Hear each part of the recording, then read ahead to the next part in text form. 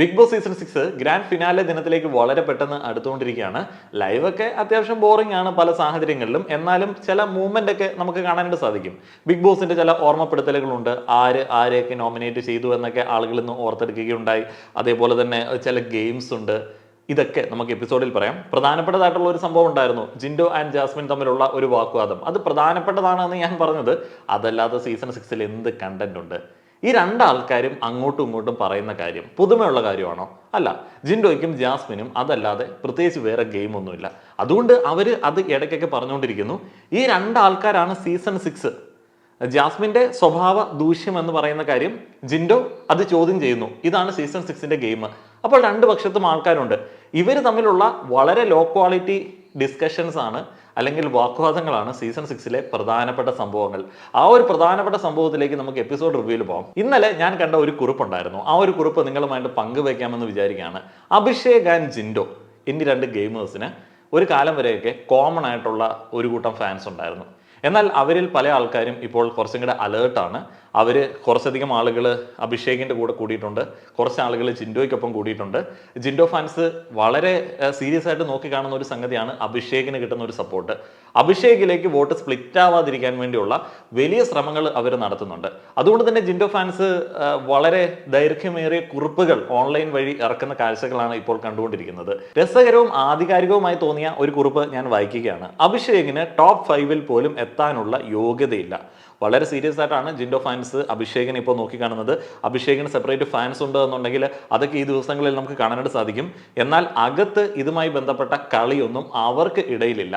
കഴിഞ്ഞ ദിവസം ഒരു പ്രശ്നം ഒരു മാർഗമായിട്ട് ജിൻഡോ ഫാൻസ് യൂസ് ചെയ്യാൻ ശ്രമിച്ചു. പക്ഷെ അത് അവര് കോംപ്രമൈസ് ആയി. ഇതിൽ അഭിഷേകിനെ കുറിച്ചിട്ട് ഇവർ പറയുന്നത്, അഭിഷേക് എന്തുകൊണ്ട് ടോപ്പ് 5 പോലും എത്താൻ അർഹനല്ല? ടിക്കറ്റ് ടു ഫിനാലെ ഒത്തുകളി ഇല്ലെങ്കിൽ ഒരിക്കലും എത്തില്ല. ഒന്നാമത്തെ കാരണമായിട്ട് ഇവർ പറയുന്നത്, അഭിഷേക് യെല്ലോ കാർഡ് വന്ന ദിവസം തന്നെ വാങ്ങി പഴം വിഴുങ്ങി ഇരുന്നത് കുറച്ച് ദിവസം ഒന്നുമല്ല, കുറച്ച് അധികം ദിവസം എന്നൊന്നും പറയാൻ പറ്റില്ല. അഭിഷേക് വലിയ രീതിയിലൊന്നും ഗെയിം മാറ്റിയില്ല. യെല്ലോ കാർഡ് വാങ്ങിയത് എന്തിനാണ്? ആ ഒരു ജെൻഡറുമായി ബന്ധപ്പെട്ട അദ്ദേഹത്തിന്റെ ഇൻസ്റ്റഗ്രാം പൊളിറ്റിക്സ് അവിടെ എടുത്തിടാൻ വേണ്ടി ശ്രമിച്ചതുകൊണ്ടാണ്. പക്ഷെ അഭിഷേക് ആ ഒരു സാധനം നൈസായിട്ട് ഒന്ന് ഹോൾഡ് ചെയ്ത് വെച്ചു എന്നുള്ളതാണ് ആദ്യ ദിവസങ്ങളിൽ നമ്മൾ കണ്ടത്. പഴം വിഴുങ്ങി ഇരുന്നു എന്ന് പറയുന്നത് അനാവശ്യമായിട്ടുള്ള കാര്യങ്ങളിൽ ഇടപെടാത്തത് കൊണ്ടാണ് എന്നുണ്ടെങ്കിൽ അതിനോട് ഞാൻ യോജിക്കുന്നില്ല. അങ്ങനെ ഒരു പഴം വിഴുങ്ങി ഇരിപ്പ് അഭിഷേകിന്റെ കാര്യത്തിൽ സ്ഥിരമായിട്ട് ഫീൽ ചെയ്തിട്ടില്ല. ഇനിയിപ്പോൾ അങ്ങനെ ആണ് അവർ പറയുന്നതെന്നുണ്ടെങ്കിൽ അത് അഭിഷേകിന്റെ സ്ഥിരമായിട്ടുള്ള ഒരു ഗെയിം അപ്രോച്ച് ആണ്. ഫാമിലി ടാസ്ക് വരെയും ആ ഇരിപ്പ് തുടർന്നു. അച്ഛൻ പറഞ്ഞു ഇടയ്ക്ക് അങ്ങോട്ടും ഇങ്ങോട്ടും ഒക്കെ നടക്കാൻ പാടില്ല. അതൊരു ശരിയായിട്ടുള്ള കാര്യമാണ്. പിന്നെ ഈ ഫാമിലി വീക്കിന് തൊട്ട് മുൻപുള്ള ആഴ്ച എന്ന് പറയുന്നത് അഭിഷേകിന്റെ ഗ്രാഫിൽ ഏറ്റവും താഴ്ന്ന ഒരാഴ്ചയായിട്ടാണ് അഭിഷേക് തന്നെ പറയുന്നത്. മെന്റലി ബ്രേക്ക് ഡൗൺ ആയി എന്നൊക്കെ അഭിഷേക് പറയുന്നുണ്ട്. അത് ശരിയാണ്. അഭിഷേക് കുറച്ചധികം നാൾ ഇരുന്നതാണ്. വൈൽഡ് കാർഡായിട്ട് വന്ന് തിരികെത്തിച്ച് നമ്മളെ പീഡിപ്പിച്ച് ആദ്യത്തെ 1-2 ദിവസങ്ങൾക്കുള്ളിൽ തന്നെ തിരികെട്ട് പോയ ഒരാളാണ് അഭിഷേക്. ആ ഒരു കാര്യം ഓക്കെയാണ്. മൂന്നാമത്തെ ഒരു റീസൺ, വല്ലപ്പോഴും മറ്റുള്ളവർക്ക് വളരെ അപകടകരമായ വിധം ഫിസിക്കൽ ടാസ്ക് കളിക്കാൻ മാത്രം ബീൻ ബാഗിൽ നിന്ന് എഴുന്നേൽക്കും. അത് അത്ര നൈസായിട്ടുള്ള ഒരു ആരോപണമായിട്ട് എനിക്ക് തോന്നുന്നില്ല. അതും ജിൻഡോയുടെ ഭാഗത്തു നിന്ന് സംസാരിക്കുന്ന സമയത്ത് അഭിഷേകിനെതിരെ അങ്ങനെ ഒരു ആരോപണം ഉന്നയിക്കുന്നത് ശരിയാണെന്ന് എനിക്ക് തോന്നുന്നില്ല. ജിൻഡോ അതേപോലെ തന്നെ അഭിഷേക് എല്ലാവരും ഗെയിമിലേക്ക് ഇറങ്ങുന്ന സമയത്ത് ഒരാളെ മൈൻഡ് ചെയ്യാതെ കളിക്കുന്ന ആൾക്കാരാണ്. അതിൽ അഭിഷേക് ഫിസിക്കൽ അസോൾട്ട് ചെയ്യുന്ന തരത്തിലേക്ക് അപകടകരമായ വിധം ടാസ്ക് കളിക്കുന്നു എന്നൊക്കെ പറയുന്നത് റീസെൻ്റ് ആയിട്ടുള്ള 1-2 ഇഷ്യൂസിനെ ഉദ്ദേശിച്ചിട്ടായിരിക്കാം. മറ്റേ ജിൻഡോനെ ഇങ്ങനെ പിടിച്ചു നിർത്തുന്ന ആ ഒരു കാര്യമൊക്കെ വെച്ചിട്ടായിരിക്കാം. പക്ഷേ ഈ ശരണ്യയുടെ കേസിലൊക്കെ ജിൻഡോ എന്ത് തരത്തിലുള്ള ഗെയിമാണ് കളിച്ചത്? അപ്പോൾ അതിലൊക്കെ ജിൻഡോയ്ക്ക് യാതൊരുവിധ ശ്രദ്ധയില്ല. ഇപ്പോൾ ഈവൻ നന്ദനയുടെ കാര്യത്തിലാണെങ്കിലും ആ ഒരു കൈ ജിൻഡോ ഞാൻ പിടിച്ചിട്ടില്ല എന്ന് പറയുന്ന സമയത്ത് തന്നെ നന്ദനയുടെ കൈ ജിൻഡോയുടെ കൈക്കുള്ളിലാണ്. അപ്പോൾ അത് എല്ലാം ഇതിനകത്തുണ്ട്. അപ്പോൾ ജിൻഡോയുടെ ഭാഗത്ത് നിന്നിട്ട് അഭിഷേകിനെ അങ്ങനെ പറയുന്നതിനകത്ത് എനിക്കൊരു ഇത് തോന്നുന്നില്ല. പക്ഷെ അഭിഷേകിൻ്റെയും ജിൻഡോയുടെയും വോട്ട് നല്ല രീതിയിൽ സെപ്പറേറ്റ് ചെയ്യേണ്ട ഒരു ആവശ്യം ഫാൻസിനുണ്ട്. ഇപ്പോൾ കിട്ടിയ സപ്പോർട്ട് അമ്മയ്ക്ക് എഴുതിയ കത്തിന് ശേഷമാണ്. ഇപ്പോൾ കിട്ടിയ സപ്പോർട്ട് അമ്മയ്ക്ക് എഴുതിയ കത്തിന് ശേഷമാണോ എന്നുള്ളത് അത് അത്ര ഉറപ്പിച്ച് പറയാൻ പറ്റത്തില്ല. അഭിഷേകിൻ്റെ സപ്പോർട്ട് എന്ന് പറയുന്നത് ഒരു കയ്യാലപ്പുറത്തെ തേങ്ങയായിരുന്നു. അഭിഷേക് എന്തൊക്കെ പറഞ്ഞാലും നമ്മുടെ നാട്ടിൽ ഒരു ടിപ്പിക്കൽ മെയിൽ ഫിഗറിന് യോജിച്ച ഒരു കുലപുരുഷൻ എന്നുള്ള രീതിയിലൊക്കെ പരിഗണിക്കാവുന്ന ഒരു മച്ചാനാണ്. ഇപ്പം അൻസിബയെ കുറേയധികം ആളുകൾക്ക് ഇഷ്ടമാണ്. എന്നാൽ എനിക്ക് പേഴ്സണലി വലിയ താല്പര്യമൊന്നുമില്ല. പക്ഷേ അൻസിബയുടെ ഒരു മെയിൽ വേർഷനായിട്ട് പറയാൻ പറ്റുന്ന ഒരാളാണ് അഭിഷേക്. അങ്ങനെയുള്ള ആളുകൾക്ക് ഒരു വലിയ കൂട്ടം ആരാധകരെ സൃഷ്ടിക്കാനായിട്ട് പറ്റും. അവർ വെറുതെ നിന്നാൽ സപ്പോർട്ട് ചെയ്യാനായിട്ട് ആളുകളുണ്ട്. അപ്പോൾ ആ ഒരു ഇഷ്ടമാണ് അഭിഷേകിനോട് ആദ്യം മുതൽ ഉണ്ടായിരുന്നത്. അമ്മയ്ക്ക് എഴുതിയ ഒരു കത്തിലേക്ക് വരുന്ന സമയത്ത് അഭിഷേകിന് ആ ഒരു സപ്പോർട്ട് കൂടി എന്നുള്ളതാണ്. അമ്മയ്ക്ക് എഴുതിയ കത്തിന് ശേഷം ഉണ്ടായ ഫാൻസ് അത് അഭിഷേകിന്റെ ഫാൻസ് അല്ല, ജിൻഡോ എന്ന പച്ച മനുഷ്യന്റെ ഫാൻസ് ആണ്. പച്ച മനുഷ്യൻ ജിൻഡോ പച്ചയാണ്. ജിൻഡോയെ എനിക്ക് ഇഷ്ടമാണ്. എനിക്ക് അഭിഷേകിനെക്കാട്ടിലും ഇഷ്ടം ജിൻഡോയാണ് കേട്ടോ, ഉള്ളത് പറയാമല്ലോ. അപ്പം അവരെല്ലാം നല്ല ഗെയിമേഴ്സാണ്. ഈ പച്ച മനുഷ്യൻ്റെ ഡെഫിനേഷൻ എന്താണ്? അത് ഭയങ്കര രസകരമാണ്. എനിക്ക് പലപ്പോഴും തെറി പറയാൻ തോന്നും ചില കമൻറ്റ് കാണുന്ന സമയത്ത്, അല്ലെങ്കിൽ ഇവിടെ വീഡിയോ ചെയ്യുന്ന സമയത്ത്, ചിലതൊക്കെ കാണുന്ന സമയത്ത് തെറി പറയാൻ തോന്നും. ഇപ്പം ഞാൻ പച്ച മനുഷ്യനാണ്, എനിക്ക് മറകളില്ല, ഞാൻ ഫേക്ക് അല്ല എന്നൊക്കെ പറഞ്ഞിട്ട് ഇവിടെ നിന്ന് തെറി വിളിക്കുകയാണെന്നുണ്ടെങ്കിൽ ഒരു മൈനോറിറ്റി പറയും പച്ച മനുഷ്യൻ, അയാളുടെ വികാരങ്ങൾ പുറത്ത് കാണിച്ചു. അങ്ങനെയൊന്നുമല്ല. നമുക്ക് മാന്യത എന്ന് പറയുന്ന ഒരു കാര്യമുണ്ട്. അപ്പോൾ ആ ഒരു മാന്യത ഇല്ലാതെ പെരുമാറുന്നതിനെയല്ല നമുക്ക് പച്ച മനുഷ്യനെന്ന് പറയാൻ വേണ്ടി പറ്റില്ല. ജിൻഡോയുടെ കയ്യിൽ നിന്നിട്ട് വീണുപോയ കുറേയധികം അബദ്ധങ്ങളാണ് കുറേയധികം ആളുകൾ ജിൻഡോയെ പച്ച മനുഷ്യൻ കാറ്റഗറിയിലേക്ക് പിടിച്ചിട്ടത്. അത് അയാളുടെ അബദ്ധങ്ങളാണ്. അയാളത് സമ്മതിക്കുന്നുണ്ട്. തെറ്റ് പറ്റിപ്പോയി ലാലേട്ട, എല്ലാവരും ക്ഷമിക്കണേ, ഇവൻ ജാസ്മിൻ സോറി എന്നൊക്കെ പറഞ്ഞിട്ട് ഓരോ പ്രശ്നങ്ങളിൽ പുള്ളി മാപ്പ് ഇറക്കുന്നുണ്ട്. അപ്പോൾ അത് പച്ച മനുഷ്യനായതുകൊണ്ടല്ല, അയാളുടെ ഒരു അറിവില്ലായ്മ കൊണ്ടും പക്വതയില്ലായ്മ കൊണ്ടുമാണ്. അതുകൊണ്ട് ആ പച്ച മനുഷ്യന്റെ ഫാൻസ് എന്നൊക്കെ പറയുന്നത് ഭയങ്കര ഓവറാണ്. ടോക്സിക് ഫാൻസ് അഭിഷേകിന് സെൻറ്റി വോട്ട്സ് ആൻഡ് സപ്പോർട്ട് വേണ്ട എന്ന് പറഞ്ഞെങ്കിലും ജിൻഡോ ഫാൻസ് സപ്പോർട്ട് തുടർന്നു. എന്തിന്? ജിൻഡോ മറ്റേ മനുഷ്യസ്നേഹിയും നന്മ മല്ലരും ഒക്കെ ആണല്ലോ അല്ലേ. മറ്റേ ഇന്ന് ഒരു ഇഷ്യൂ ഉണ്ടായല്ലോ ജാസ്മിനുമായിട്ട്. എന്താണ് ജിൻഡോ അങ്ങനെ സംസാരിക്കുന്നത്? വെറും മനുഷ്യത്വം. ആ കൊച്ച് അങ്ങനെ ചെയ്തു, നന്നായി പോവേണ്ടതല്ലേ, അതുകൊണ്ട് ജിൻഡോ ഉപദേശിക്കുന്നു. അതാണ് വെറും മനുഷ്യത്വം. അങ്ങനെയുള്ള മനുഷ്യത്വമാണ് ജിൻഡോ ഫാൻസിൻ്റെയും ജിൻഡോയുടെയും മെയിനായിട്ടുള്ള ഒരു ഐറ്റം. ഇനി അടുത്തത്, പൂജയോടും നന്ദനയോടും കോംബോ ഉണ്ടാക്കാൻ അഭിഷേക് നോക്കി, എങ്കിലും അത് വർക്കായില്ല.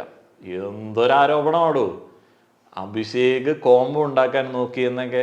അഭിഷേകിനെ കോംബോയിൽ പെടുത്താൻ നോക്കി ചില ആളുകൾ, അഭിഷേക് വീണില്ല. ഇപ്പം നല്ല പേടിയുണ്ട് അഭിഷേക് വോട്ട് വല്ലതും എടുക്കുമോ എന്നുള്ളത്. വെറുതെ അങ്ങോട്ട് അടിച്ചു പിടിക്കുകയാണ്. സായിയുമായി ചേർന്ന് ജിൻഡോയ്ക്കെതിരെ ഗെയിം പ്ലാൻ ചെയ്യാൻ തുടങ്ങിയപ്പോൾ ജിൻഡോ ഫാൻസ് കുറച്ച് പുറകോട്ടടിച്ചു.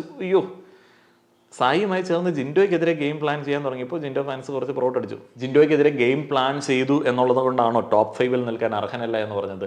ജിൻഡോയ്ക്കെതിരെയും ജാസ്മിനെതിരെയും ആർക്കെതിരെയും ഗെയിം പ്ലാൻ ചെയ്യാം. കാരണം അത് ബിഗ് ബോസ് ആണ്. അവിടെ ടോപ്പ് ഗെയിമേഴ്സ് എന്ന് തോന്നുന്ന ആളുകൾക്കെതിരെ ഗെയിം പ്ലാൻ ചെയ്യും. അതേപോലെ ഈ ഫാൻസുകാർക്കും ആശ്വസിക്കാൻ പറ്റുന്ന ഒരു കാര്യമുണ്ട്, ഞങ്ങളുടെ ആശാനെതിരെ ഗെയിം പ്ലാനുകൾ നടക്കുന്നുണ്ട്, എന്നിട്ട് ഞങ്ങളുടെ ആശാൻ മുന്നോട്ടേക്ക് പോയിക്കൊണ്ടിരിക്കുന്നു. അല്ലാതെ ഒരാൾക്കെതിരെ ഗെയിം പ്ലാൻ ചെയ്തു എന്ന് പറഞ്ഞിട്ട് ടോപ്പ് 5 നിൽക്കാൻ അർഹനല്ലെന്നൊക്കെ പറഞ്ഞ എന്താണ്? വെറുതെ ഇരിക്കുന്ന ഒരു ടോപ്പ് 5 വരാൻ അർഹനാണ്. ഗബ്രി പോയതിനു ശേഷം കോംബോ കണ്ടന്റ് ഉണ്ടാക്കാൻ അലഞ്ഞ് തിരിഞ്ഞ് ജാസ്മിൻ ആദ്യം അർജുൻ്റെ അടുത്തും പിന്നീട് അഭിഷേകിന്റെ അടുത്തും എത്തി.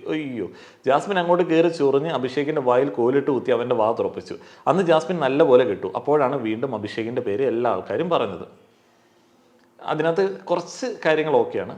ജാസ്മിൻ അഭിഷേകിന്റെ വാ തുറപ്പിച്ചു എന്ന് പറയുന്ന കാര്യം ഓക്കെയാണ്. ഈ കോംബോ കണ്ടന്റ് മറ്റേ ജിൻഡോ ഒറ്റയ്ക്ക് കളിക്കുന്നുണ്ട്. ജിൻഡോ അല്ലാത്ത ബാക്കി എല്ലാ ആൾക്കാരും കോംബോ കണ്ടന്റുമായിട്ട് നടക്കുന്ന ആളുകളാണ്. ഇപ്പോൾ ഈ ബാക്കിയുള്ള ആൾക്കാരൊക്കെ കോംബോ കണ്ടന്റ് ഇല്ലായിരുന്നെന്നുണ്ടെങ്കിൽ ജിൻഡോ എങ്ങനെ ഗെയിം കളിച്ചേനെ? ജാസ്മിൻ്റെ കോംബോ കണ്ടന്റ്, അഭിഷേകിൻ്റെ കോംബോ കണ്ടന്റ്, അഭിഷേകിൻ്റെ അമ്മയ്ക്ക് എഴുതിയ കത്ത്, ഇതൊക്കെ അല്ലേ ഉള്ളൂ ജിൻഡോയുടെ ഗെയിം. ജിൻഡോയ്ക്ക് സ്വന്തമായിട്ട് എന്ത് ഗെയിമാണ് ഉള്ളത്?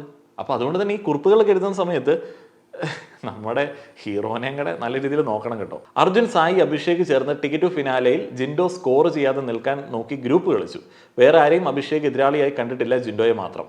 സ്റ്റാമ്പ് ഒട്ടിക്കലിൽ ജിൻഡോയുടെ കഴുത്തിന് പിടിച്ച് വലിച്ച് അങ്ങേയറ്റം ഫിസിക്കൽ അസോൾട്ട് ചെയ്തതോടെ അഭിഷേക് എന്ന ടോക്സിക് വ്യക്തിയെ ബഹുഭൂരിപക്ഷം പ്രേക്ഷകർ വെറുത്തു. ശുഭം.